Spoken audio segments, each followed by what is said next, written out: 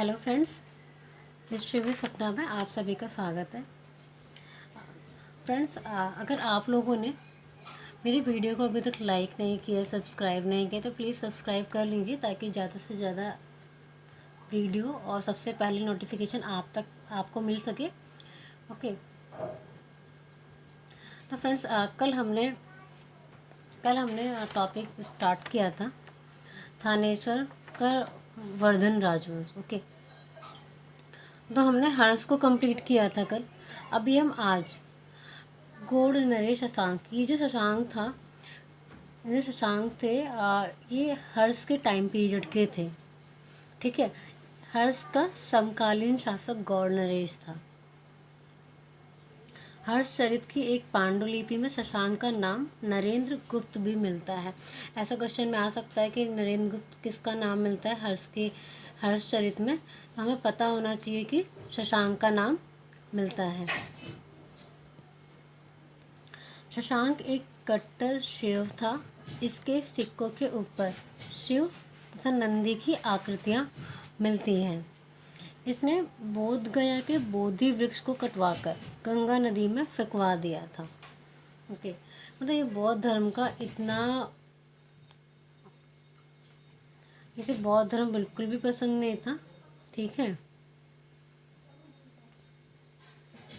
फिर है आर्य मंजूश्री मूल कल्प, जो जिसके बारे में मतलब आर्य मंजूश्री मूल कल्प से हमें हर्ष के बारे में जानकारी मिलती है। ठीक है, तो उसमें जो इसका जो चित्रण है वो बौद्ध द्रोही के रूप में मिलता है। ठीक है, फिर है हर्ष की मृत्यु के बाद कन्नौज के लिए त्रिकोणात्मक संघर्ष स्टार्ट हो गया था। ठीक है, कन्नौज का जो शासक था वो यशोवर्मन था। हर्ष की मृत्यु के बाद लगभग 75 वर्षों तक कन्नौज का इतिहास अंधकार में रहा। ठीक है, इसके बाद यशोवर्मन शासक के पद पर आसीन हुआ। ठीक है, जो मतलब पहला शासक अगर हम कन्नौज का देखते हैं तो वो कौन है? यशोवर्मन नामक राजा है। ठीक है, सॉरी, यशोवर्मन के दरबारी कवि वाकपति गौड़बोह नामक प्राकृत भाषा में लिखित काव्य से इसकी जानकारी प्राप्त होती है। तो हमें यशोवर्मन के बारे में जानकारी कहाँ से मिलती है? तो वाकपति गौड़बोह के ये उनका जो लिखित जो काव्य है उसी से हमें इनके बारे में जानकारी मिलती है। जो मालती माधव मतलब जो भवभूति थे, ठीक है, भवभूति यशोवर्मन के दरबार में निवास करते थे।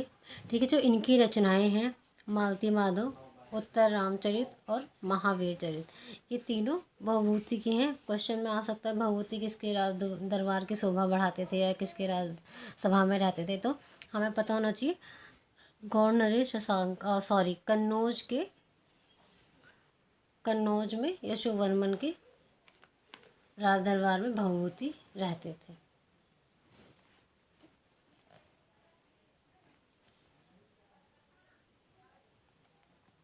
फिर है कन्नौज के लिए त्रिकोणात्मक संघर्ष।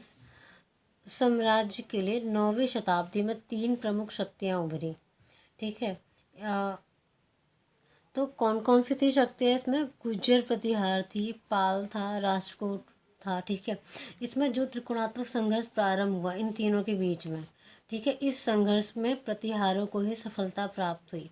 जो गुर्जर प्रतिहार थे इन्हीं को सफलता प्राप्त हुई। क्वेश्चन ऐसा भी आ सकता है नेट में और आया भी है कि त्रिकोणात्मक संघर्ष में कौन सी शक्ति को किसको सफलता प्राप्त हुई, तो हमें पता होना चाहिए कि गुर्जर जो प्रतिहार थे उन्हीं को सफलता प्राप्त हुई थी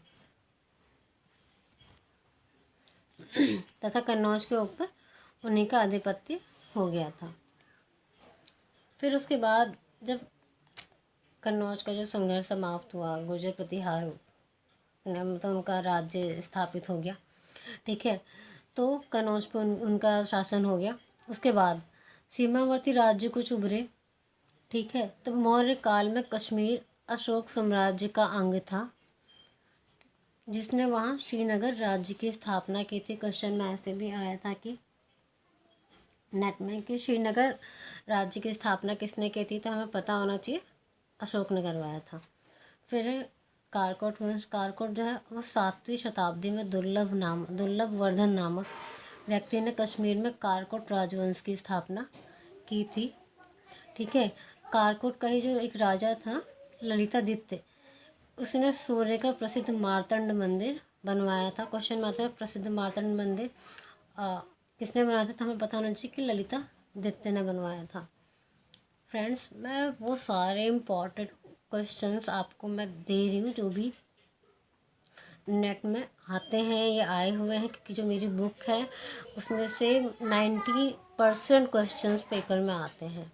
ठीक है, जो केसी श्रीवास्तव है इसमें से 90% क्वेश्चन पेपर में आते ही आते हैं। फिर कारकोट वंश के बाद है उत्पल वंश। उसके बाद उत्पल वंश, कारकोट के बाद उत्पल वंश का शासन स्थापित हुआ। इस वंश का पहला राजा अवंती वर्मन था 855 से 883 ईस्वी तक। 980 ईस्वी में उत्पल वंश में रानी दिद्दा एक अत्यंत महत्वाकांक्षी शासिका हुई। क्वेश्चन में आता है कि 9वीं शताब्दी 10वीं शताब्दी में जो रानी दिद्दा थी वो कहाँ की शासिका थी, तो हमें पता होना चाहिए कहाँ की शासिका थी, कश्मीर की थी। ये कश्मीर के ही राजवंश हैं जो धीरे धीरे करके एक के बाद एक स्थापित हुए हैं। तो कहाँ की रानी दिद्दा थी, तो रानी दिद्दा कश्मीर की थी। क्वेश्चन में आ चुका है।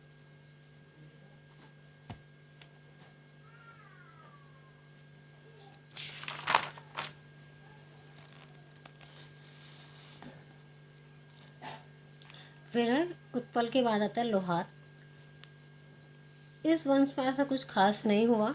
इस वंश का जो संस्थापक राजा था वो संग्राम राज हुआ। ठीक है, फिर उसके बाद आता है बंगाल का पाल वंश। बंगाल में जो पाल वंश में गोपाल वंश का जो गोपाल था वो पाल वंश का प्रथम शासक था। धर्मपाल गोपाल के पश्चात उसका शासक पाल वंश का शासक राजा हुआ। ठीक है, सॉरी यहाँ गोपाल नहीं होगा, यहाँ धर्मपाल होना चाहिए, धर्मपाल हुआ। इसके लेखों में उसे परम सौगात कहा गया है। ऐसा आ सकता है कि परम सौगात की उपाधि किसने ली थी, तो हमें पता होना चाहिए कि धर्मपाल ने ली थी। इसने विक्रमशिला तथा सोमपुरी में प्रसिद्ध विहारों की स्थापना करवाई है। पेपर में आता ही है कि विक्रमशिला की स्थापना किसने करवाई थी, तो धर्मपाल ने करवाई थी। नालंदा, विक्रमशिला, औदनपुरी, सोमपुरी में अनेक मतलब उनके द्वारा बौद्ध विहार तथा भवन बनवाए गए तारानाथ के अनुसार। ठीक है, ये सब किसके द्वारा बनाए गए, ये सब पाल शासकों के द्वारा बनवाया गया है, पाल शासकों के द्वारा बनवाया गया है। ठीक है, तारानाथ के अनुसार गोपाल में नालंदा बौद्ध विहार था वो किसने बनवाया था, नालंदा बौद्ध विहार था वो गोपाल ने बनवाया था, पाल शासक गोपाल ने बनवाया था। ठीक है, इसका विवरण किसने दिया हमें, तारानाथ ने, बौद्धिस्ट थे।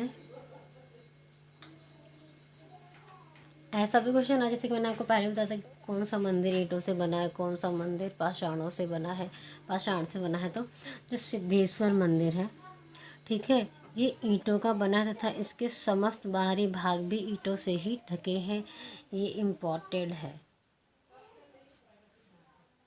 ठीक है, फिर आता है राजपूत राजवंश। ठीक है, हर्षवर्धन की मृत्यु के पश्चात 12वीं शताब्दी ईस्वी का जो काल था उत्तर भारत का इतिहास में सामान्यतः राजपूत काल के नाम से जाना जाता है। मतलब हर्ष की जब मृत्यु हो गई उसके बाद जब 12वीं शताब्दी तक का जो मतलब टाइम पीरियड था वो उत्तर भारत के इतिहास में किसके नाम से जाना था, राजपूत काल के। मतलब उस टाइम पे जो भी मतलब शक्तियाँ उभरी, ठीक है, वो राजपूत राजवंश से ही संबंधित थी। इनमें जो पहला नाम आता है वो गुर्जर प्रतिहार का आता है। ठीक है, राजपूत वंश में पहला नाम किसका, गुर्जर प्रतिहार। उसके बाद गढ़वाल के राजवंश उभरे। फिर उनके बाद शाकंभरी का चहमान वंश, मालवा का परमार वंश, जेजाक भुक्ति का, ठीक है, के चंदेल, त्रिपुरी के कलचुरी या चेदी राजवंश, गुजरात का चालुक्य अथवा सोलंकी वंश।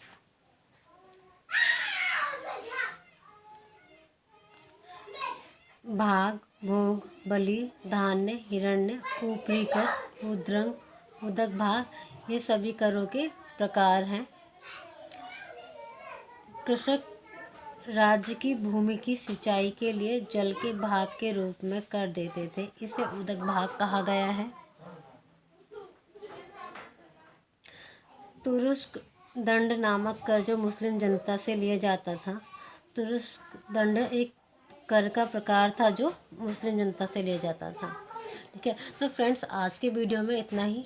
बाकी के टॉपिक्स मैं आपको अगले वीडियो में प्रोवाइड कर दूंगी। ठीक है, अगर आपको मेरी वीडियो पसंद आई हो तो प्लीज़ ज़्यादा से ज़्यादा सब्सक्राइब करिए, लाइक करिए, शेयर करिए। Thank you for watching this video.